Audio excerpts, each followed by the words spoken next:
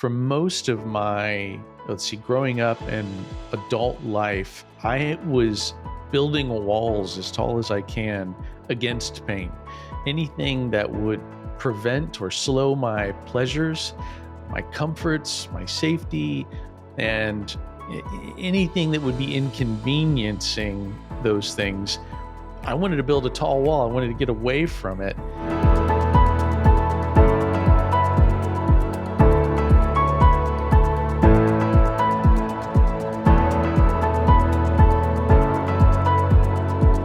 Welcome to the Leveraging Success podcast. I'm your host, Jeff Gearhart. Every time that we're together, I want to help you work less, make more, and through the freedom that you gain and the margin you start to shore up, you're going to be able to use that to be an incredible husband, wife, parent, and most importantly, an incredible kingdom leader, living the life mission that God put you on. I'm here today again with my good friend, Rob Dayton. Rob, thanks for joining. Glad to be with you today. How you doing, Jeff? Great. The week's off to a great start. There's so many good things going on. We're enjoying just a great season here. And we're at the beginning of the year. So there's a lot of hope, a lot of things that are in front with which we're trying to determine what are our outcomes going to be. And so I'm excited. What's new with you? How are you doing? Just weathering storms, storm after storm in Santa Barbara. What is that about California getting no rain? What was that about a drought a couple of years ago? Now we have atmospheric rivers. Do you ever remember hearing about atmospheric rivers? No, my goodness. We have transported locations. I know we've mentioned this in previous episodes, but I mean, we're having the daffodils are growing in our backyard right now in February, for crying out loud. It's a very odd, but welcome, wonderful month that we've had here. So we're enjoying the weather where you've got an atmospheric river. Word invention, word soup, I guess, word salad. Interesting. Yeah, that's pretty wild. Well, today we're going to be after talking about the power of pain. And Rob, you really have, I think, an expert take on this. I've enjoyed very much hearing from you and learning from you on this topic because, where we get to consult and coach is to help people in a whole life scenario, meaning be incredible in your career, be fantastic in your family, and then live a purpose with which it will matter forever. It will matter into eternity. And so if all three of those things are happening, we've got a really well balanced, strong life. But going after those things, it involves risk. There is no way for us to be successful. And let me just say, zero chance of success without risk. And so to go after some things with some risks means there's going to be change, there's going to be strain. And that is a healthy part of things. But I have to tell you, Rob, for most of my, growing up and adult life, I was building walls as tall as I can against pain. Anything that would prevent or slow my pleasures, my comforts, my safety, and anything that would be inconveniencing those things. I wanted to build a tall wall. I wanted to get away from it. But the longer I've been around our tribe and people like you, the more that I've realized that pain is such a good thing. It's a friend. It isn't something to be resisted at all costs. Now, certainly there's some pains that we need to be aware of because they can have bad outcomes. But so many of the pains that are leverageable, that can be a part of bringing forth the promise of what we suggest here, that you can be incredible in all three of those areas that I mentioned, they involve pain. And so we don't want to pretend here that this is a happy path. There's a strain and strength training that comes, and pain is your friend. That's something that I've really learned from people like you, Rob. It's cool. I appreciate that. I think it's revolutionary when we, as business leaders, or people who are in the coaching space, or people who are just trying to leverage our success, to recognize that. And it's just the best way to explain it and to get into it for our listeners is to think about first how you show up in the workout room. And for many of us, that's a gym. Sometimes that's a pair of running shoes. Sometimes that's simply walking. And there is a resistance. There's a resistance. There's two resistances. There's one that says, I don't want to do that. I don't want to work out. And then there's the other one that says, when you're working out, I want to stop. And both of those things, those I don't want to do it and I want to stop, that is your body telling you, I am not in comfort and I want to get back to comfort. So, what's really fascinating about just the physical aspect of this is that we're saying what has to happen is our mind has to say, okay, no, we're going to keep going. And when we keep going, it's going to be beneficial. And then the body has to somehow learn that's true. So we understand that's true physically. And then we don't grow, we don't get better, we don't grow a muscle, we're not able to live to run further unless we get over that resistance that the body puts up. The way you would think of this physically or in a biblical sense is the first, if you think of sin as something you're trying to resist or you're trying to overcome an obstacle in the workspace, the first sin was about a fruit. It was about the delight of Eve saw that the fruit was good for eating. So her body's saying, let's eat. And their mind has to come with a resistance to not eat. When you think about fasting and what's required for to say, I will not eat, that's a huge discomfort. But both are confronting where your mind has to confront what your body is telling you. Rob, these podcasts that we're doing are really built to be a workout's worth listen, so that while you're listening here with us, you've got enough content to get you through a 30-minute workout. And so we want to give you a segment today that's going to be after advantage points, mindset, ways to set up routines and habits that are going to help to trip this past the point of the resistance that you need to push past and the distance that you need to go, and what's the right amount, and how to keep yourself and your mindset in the right spot. We're going to get into that really deeply today, but first I want to get into the news. When we get a chance to talk about the news, it's updating on what's going on in our world, and sometimes we get to point to some things that are great resources. This is another great resource point. Repeating what we would say over and over again is that you need to think about the way that things explain. The Wall Street Journal on February 18th released a article called How to Stay Mentally Sharp into Your 80s and Beyond. And like many of these studies over and over again, it came with some of the outcomes that you would expect. But these articles are popping to the top right now, mainly because what's going on in our political sphere in the United States. And that's to say that the likely two candidates that are going to be running for president later this year at this moment are the age of 77 and 81. And so at that age, there's all sorts of things to talk about when we talk about age. And then we're seeing our existing president have slip ups and say things that aren't exactly cognitively correct. And with all of that, that leads to some questions about, okay, how long should you stay in a job? When are you no longer qualified for that? But then how do you make sure that the end is as strong as it can go? Now, and I highly recommend this article, again, from the Wall Street Journal. I want to summarize some things because what they brought out is a couple of statistics. First of all, the AARP did a study on people that were older than 40 years old. And they asked, how many of you think that you're going to get dementia in your life? And right now, people over 40, 50% of people believe, Wow. yeah, that they're going to get dementia in their lifetime. And so that is not a rosy outlook, right?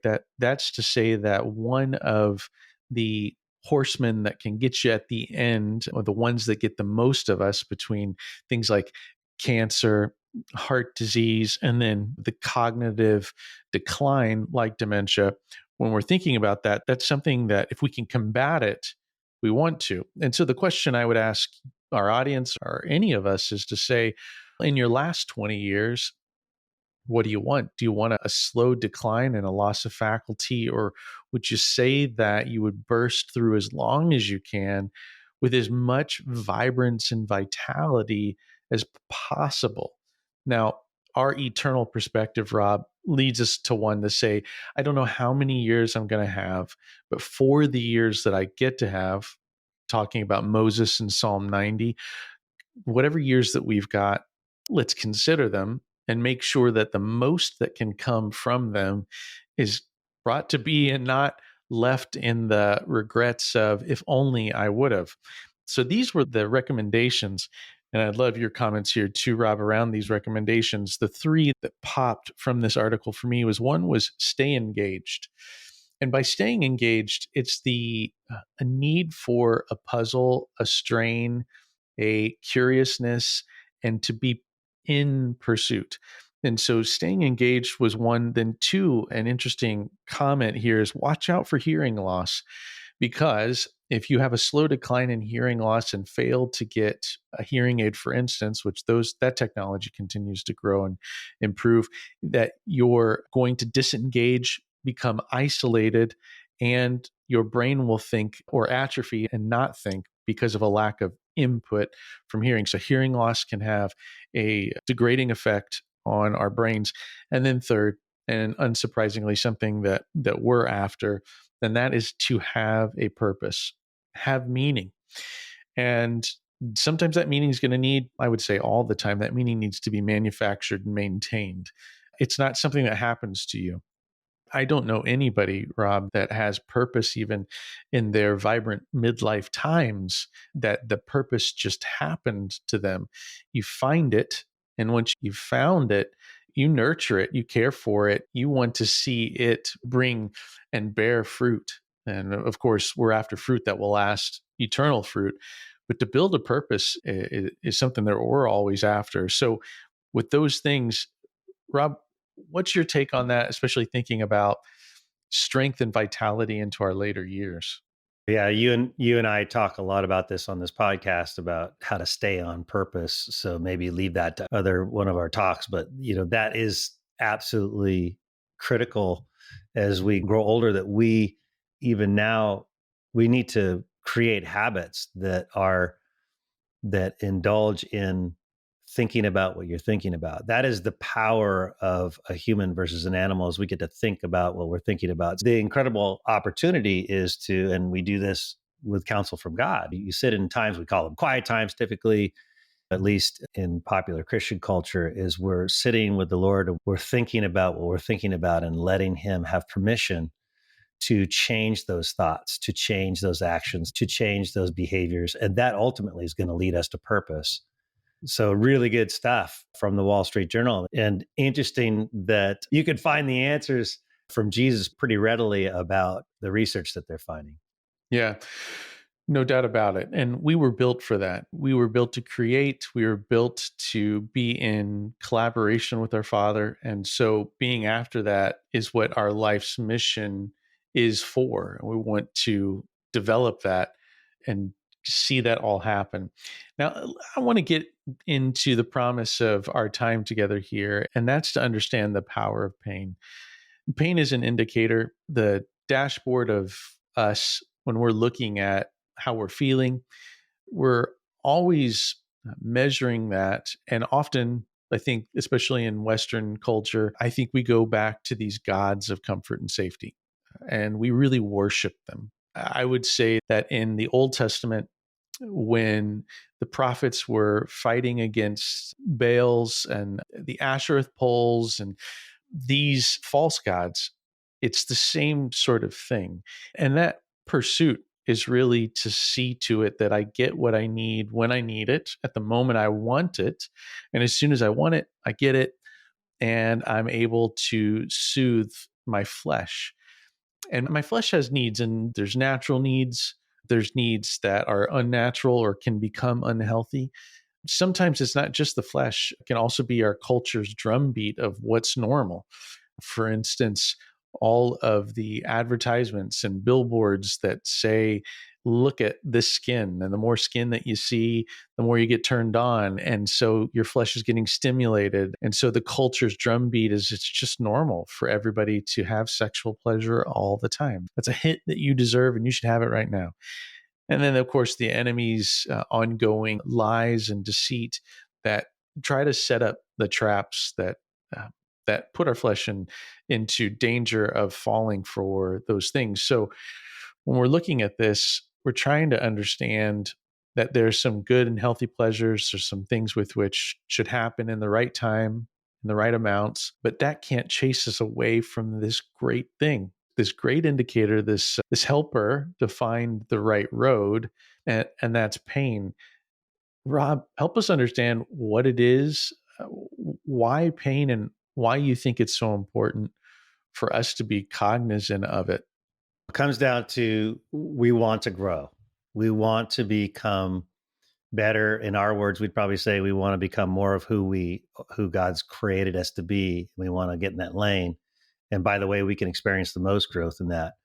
But I think fundamentally for everyone to understand first, I think the important thing is to understand how pain actually works in our favor and how we can train the muscle of the mind to prepare for the circumstances that will inevitably come across our way. We can't change our circumstances. We can only change how we respond to them. And, what James, the brother of Jesus, is inviting us to do is that when we could consider it pure joy, my brother, whenever you face trials of many kind.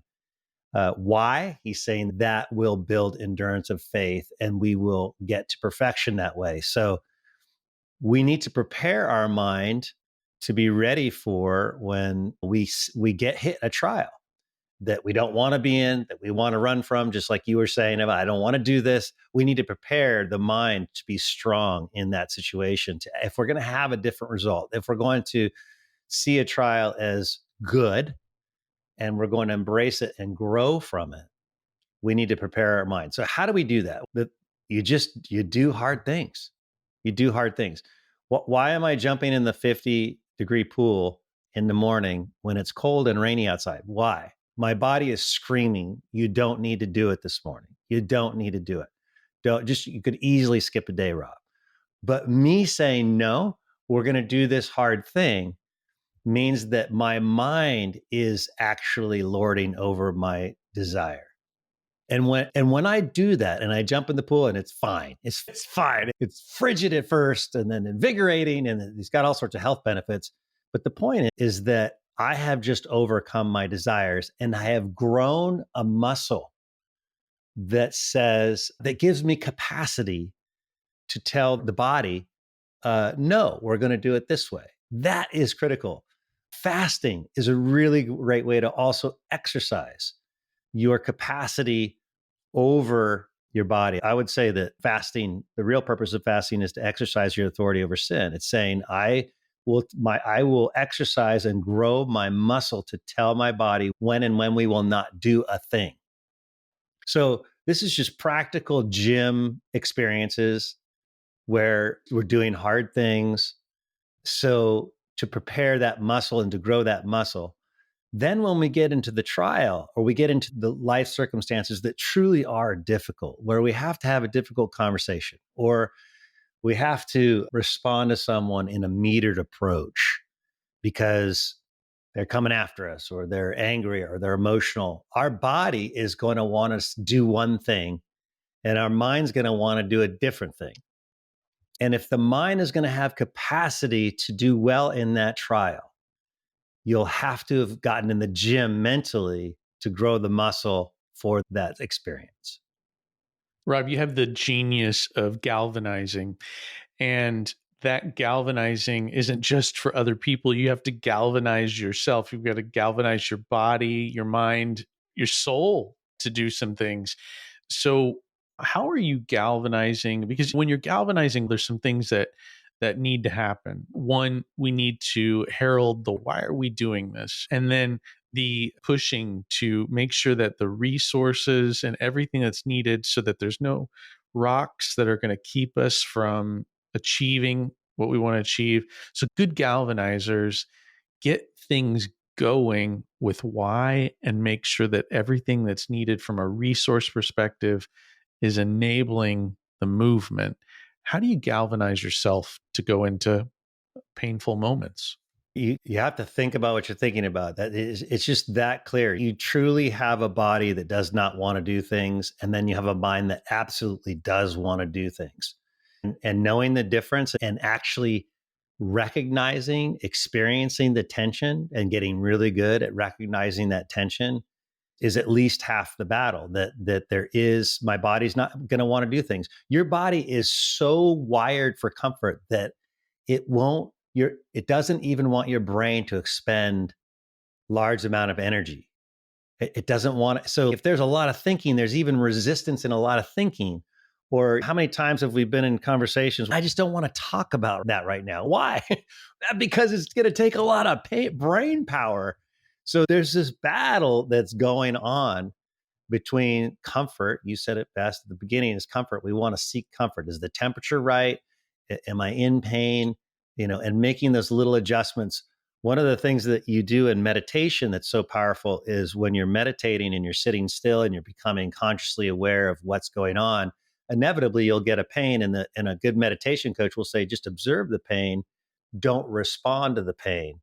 That too is a part of the muscle we want to grow, that says, I'm not gonna necessarily respond intuitively to what the body's asking me to do. I'm actually going to be on purpose. I'm going to take leadership over my body. I'm going to decide when I will respond emotionally or how I will speak. So that is the key, is to know that there's this conversation or there's this tension that's going on, and then monitoring that, and then working out. You've got to work out. And like I said, the best way to do that is just create strawman workouts where I'm going to do hard things and I'm going to overcome the body. So when the real challenge happens and circumstantially, I'm going to be more prepared for that. That's so good. Okay, so I want to talk about how much is enough. First of all, we're not giving any health advice. Always, if you're thinking about where's the right amount of strain, you need to be in a collaboration with a healthcare professional and the data that can help you to know what's right for your body. But we're really thinking about, okay, I've got a motivation. I've galvanized myself to say, this just needs to happen. No more talking. Do it. And you just do it. And then the right amount of strain, because Rob, we are going to talk about not just physical pain, but we also want to talk about the entire of our core that will also have pains in it. Right now, we're in the physical pain, and the right amount of it is my question. What tools or flags or information are you using to start to understand this is the right amount of pain right now? I've achieved what I set out towards. How are you doing that?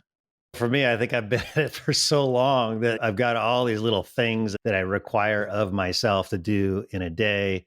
2 45-minute workouts. I'm not going to eat sugar. I've decided to say no to alcohol, which is getting easier and easier. Increasing fruits and vegetables.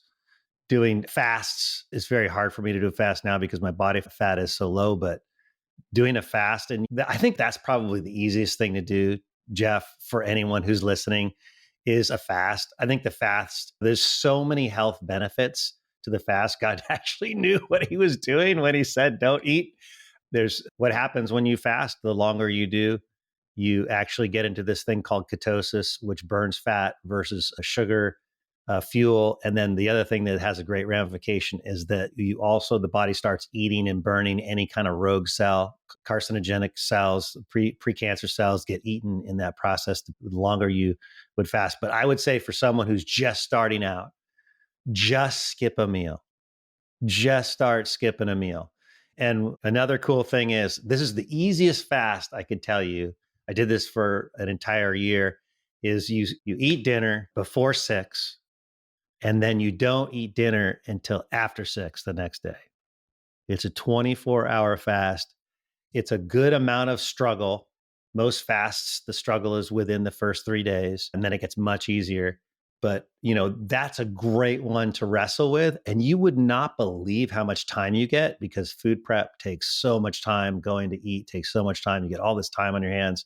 But that is a great way to start to flex and say, position yourself to where your body's going to scream and you have to say, no, we're not doing that. That is the trick. It's just that very small thing.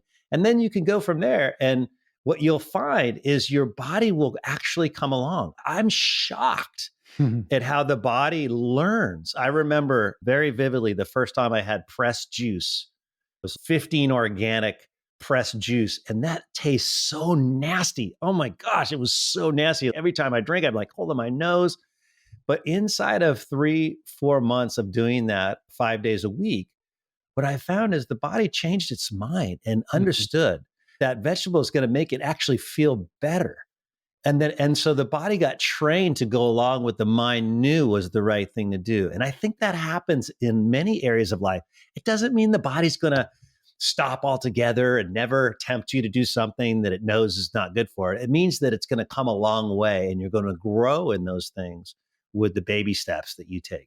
Another part of this that we like to talk about is The Power of Habit by Charles Duhigg, and that habit loop of the trigger, the routine, and the reward creates a loop that can help us to reinforce those habits. And even the pain to push into that, whether it's leaving out your running shoes at night so that as soon as you get up in the morning, you see those, you put them on.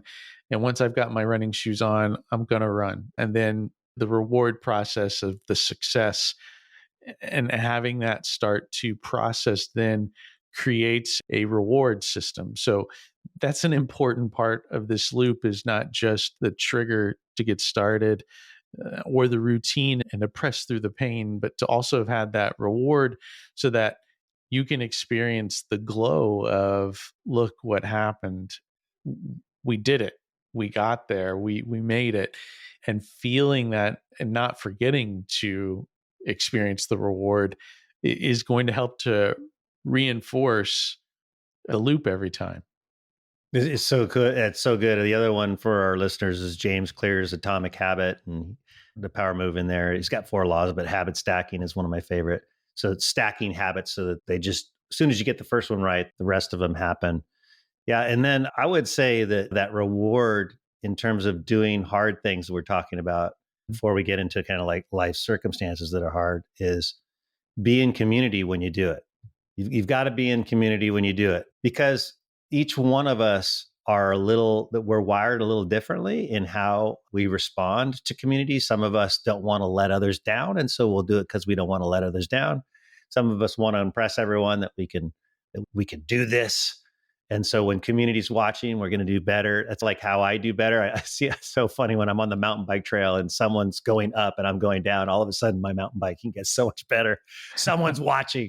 So whatever your motivator is, they're going to be going off in community. If you're saying, okay, we're going to fast for this day or this 24-hour period, and I'm doing it with 5 people who are on a chain and we're actually talking about our experience together, you're going to be way more successful. And that's going to be the reward you're talking about in when we're making ourselves do the hard things and telling our bodies to do things, overcoming with our minds. Yeah, I think community cannot be understated. There's so many benefits to being around people that are in the same move as you are pressing through pains and that you can celebrate together, you can motivate each other. We get to do that in the master's program, and the people that we get to be around and coach and keep in community, that creates a an energy that is pushing each other not in an unnatural way, but in a really encouraging, this helps us to go. And the more that I'm seeing and I'm speaking what I'm entering into, that community supports that. For instance, I'm going to double down on what I've been telling everybody is that I'm going to be running a half marathon in November of this year. And so by announcing it, and I've announced it many times over, I've now set expectations for others and for myself. I know that other people are watching while I say that. And this is a great reinforcement that community brings and encouragement, and no sense of shame or anything of the sort, but rather to be in a mode that says that, oh man, I'm actually committed to this, and everyone knows that I'm committed to this. And then I get to celebrate. And when I post online that I did it, like I had my longest run over the weekend that I've done, I remember yelling out loud because I was so excited. And then I was quickly with my thumbs telling people, hey, I just did this. And that is a community move that helps us through pain. Man, I'm really glad that you said that, Rob. You just can't understate community's assistance and the way that it propels us when we're going through pain. So why don't we shift into, okay, so we talked about how do I grow that mind muscle that's going to overcome the body with artificial pain that's we can endure, it's uncomfortable, but now we're talking about real life circumstances that come our way that are truly painful. And some of these things are, they can get as bad as things that are done criminally against us, sexual abuse, verbal abuse, crime against being stolen from, being hurt because someone betrayed you. I mean, there's all these pains that are out there. And of course, if your life is in threatened, we want that pain you need to not endure unless you really have your head on your shoulders and know what you're doing. So we're not saying that. But thinking about the outcome of all these things before we talk about endurance is that Romans 8:21 is that God is working all things together for our goods. So when he says that, he's meaning that even when the enemy's doing something, these circumstances that are truly painful and hurtful and have a human cost to our hearts, he's going to work even those things together for our good. So many people, when they think, oh, my childhood was this way, I was disconnected from my father that way, or my parents split up, there's all these stories we have in our childhood. But inevitably, what we find is brilliance in terms of how we show up in life is forged in the cauldron of these experiences and these hurts. In other words, our talents and our expression, our life's expression, become better because we've endured these difficult things. Because I've endured sexual addiction, I now have superpower with men to help them untie that addiction. These hurts that are real also have opportunity. Now, I got to tell you, Jeff, I started walking this walk with trying to listen to James, brother of Jesus, wise counsel, consider pure joy, my brother, whenever you face trial of any kind. Like the first time I thought, is that possible? Was probably Mhm. 15 years ago, maybe 2 decades. It took a long time for me to have a difficult thing happen to me and me to start to smile and say, huh. And so, to get our listeners into it, the thing I like to think about is if truly God is working all things together good, and we should consider these things pure joy, is when the shit hits the fan and I have an obstacle that comes into me, first question is for me is how is God trying to upgrade me? What is he going to do that's going to make me a better person, a better follower, a better son, a more intuitive leader?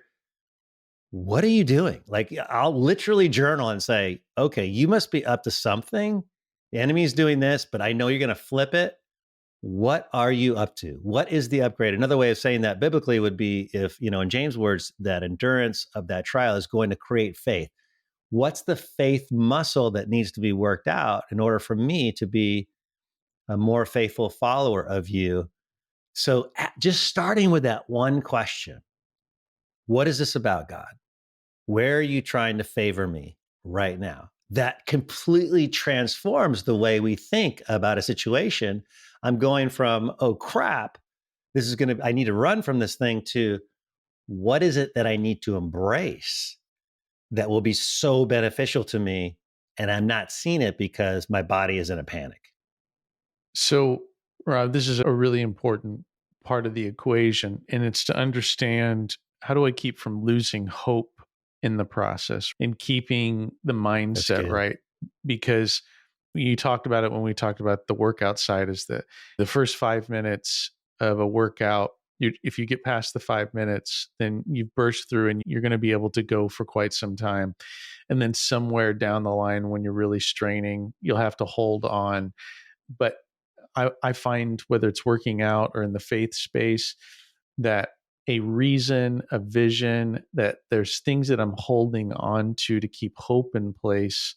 And so you're saying, hey, you want to get to a place where your arms open wide when the problem shows up. And then the question of, what are you asking me to embrace right now, Father, that I need to be ready to receive? And then how do I hold out hope and not lose heart or faint, so to speak? Let's put it this way: on my treadmill, I've got the little tag on my shorts that, God forbid, I were to faint, the treadmill would turn off, right? And so it's that sort of thing. Of I want to have the safety of this as well as the strength of it, and then and keeping hope while I'm going through the crucible moment. Can you speak to how you keep your hope in place? Yeah, it's totally mission critical that you actually do that. But I think the thing that's really important to understand when you think about how to do that is you got to understand that it's not going to be natural to have joy when you see a trial, but you can get to that place. It's just a long time. And the way I would distinguish those things is you can say you believe something, but to act like you believe it is completely different. So I can say, like, for instance, oh, yeah, I believe James's words that, yeah, we should be considering it all joy when we face trials of many kind. I can logically, as we just did, explain why that is important and works. To have your feelings come in alignment with that thought, such that you would naturally, the brain would just naturally experience joy in the face of a trial, that takes a lot of exercise and work. So initially, the hope you've got to put out there is just there is possibility. There is possibility. And for me, it's just looking back. It's just looking back. I mean, if you look back at last week, you look back at last quarter, last year, you look back at the last 5 to 10 years, where God showed up, where the thing that you thought was pain actually panned out for your benefit.